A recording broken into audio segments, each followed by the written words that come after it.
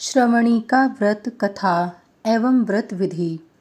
राजा युधिष्ठिर ने पूछा, भगवन, संसार में श्रावणी नाम की जिन देवियों का नाम सुना जाता है वे कौन हैं और उनका क्या धर्म है तथा वे क्या करती हैं, इसे आप बतलाने की कृपा करें।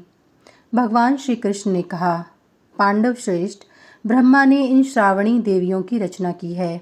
संसार में मानव जो कुछ भी शुभ अथवा अशुभ कर्म करता है वे श्रावणी देवियाँ उस विषय की सूचना शीघ्र ही ब्रह्मा को श्रवण कराती हैं, इसलिए ये श्रावणी कही गई हैं। संसार के प्राणियों का नियमन करने के कारण वे पूज्य हैं। वे दूर से ही जान सुन देख लेती हैं।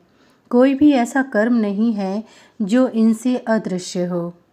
इनमें ऐसी विलक्षण शक्ति है जो तर्क हेतु आदि से अगम्य है।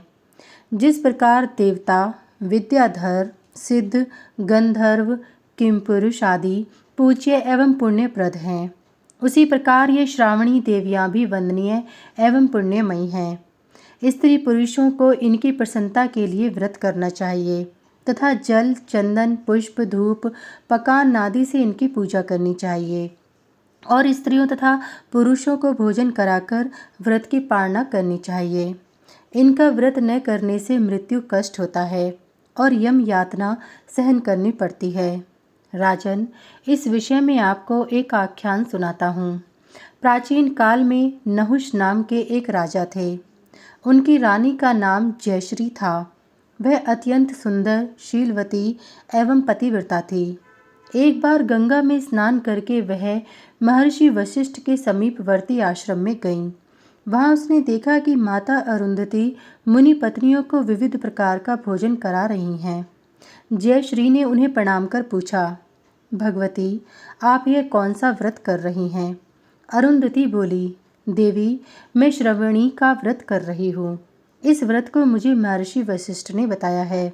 यह व्रत अत्यंत गुप्त और ब्रह्म ऋषियों का सर्वस्व है तथा कन्याओं के लिए श्रेष्ठ एवं उत्तम पदी प्रदान करने वाला है। तुम यहाँ ठहरो, मैं तुम्हारा आतिथ्य करूँगी।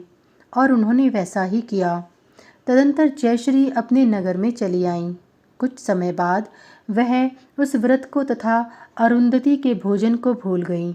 समय आने पर जब वह महासती मरणासन्न हुई तो उसके गले में घरघराहट होने लगी। कंठ अवरुद्ध हो गया। मुख से फेन एवं लार टपकने लगा। इस प्रकार दारुण कष्ट भोगते हुए उसे 15 दिन व्यतीत हो गए। उसका मुख देखने से भय लगता था। 16वें दिन अरुंधति जयश्री के घर आईं और उन्होंने वैसी कष्टप्रद स्थिति में उसे देखा।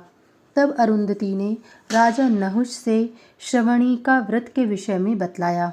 राजा नहुष ने भी देवी अरुंधति के निर्देश अनुसार जयश्री के निमित्त तत्काल श्रवणी का व्रत का आयोजन किया।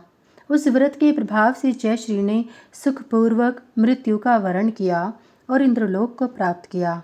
श्री कृष्ण ने पुनः कहा, राजन, मार्गशीर्ष से कार्तिक तक 12 मासों की चतुर्दशी अथवा अष्टमी तिथियों में भक्तिपूर्वक यह व्रत करना चाहिए। प्रातःकाल नदी आदि में स्नान कर पवित्र हो श्रेष्ठ 12 ब्राह्मण दंपतियों अथवा अपने गोत्र में उत्पन्न 12 दंपतियों को बुलाकर गंध, पुष्प, रोचना, वस्त्र, अलंकार, सिंदूर आदि से उनका भक्तिपूर्वक पूजन करें।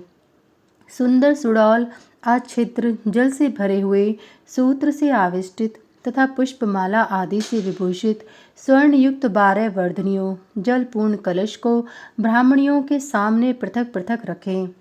उनमें से मध्य की एक वर्धनी उठाकर अपने सिर पर रखें और उन ब्राह्मणियों से बाल्यावस्था, कुमारावस्था तथा वृद्धावस्था में किए गए पापों के विनाश, सुखपूर्वक मृत्यु प्राप्ति एवं संसार सागर से पार होने और भगवान के परम पद को पाने के लिए प्रार्थना करें। वे ब्राह्मणियाँ भी कहें, ऐसा ही हो। ब्राह्मणों से पाप के विनाश के लिए प्रार्थना करें। ब्राह्मण उस वर्धनी को उसके सिर से उतार ले और उसे आशीर्वाद प्रदान करें। उन सभी वर्धनियों को ब्राह्मण पत्नियों को दें। हे पार्थ, इस प्रकार इस श्रवणी का व्रत को भक्तिपूर्वक करने वाला सभी भोगों का उपभोग कर सुखपूर्वक मृत्यु का वरण करता है और उत्तम लोक को प्राप्त करता है।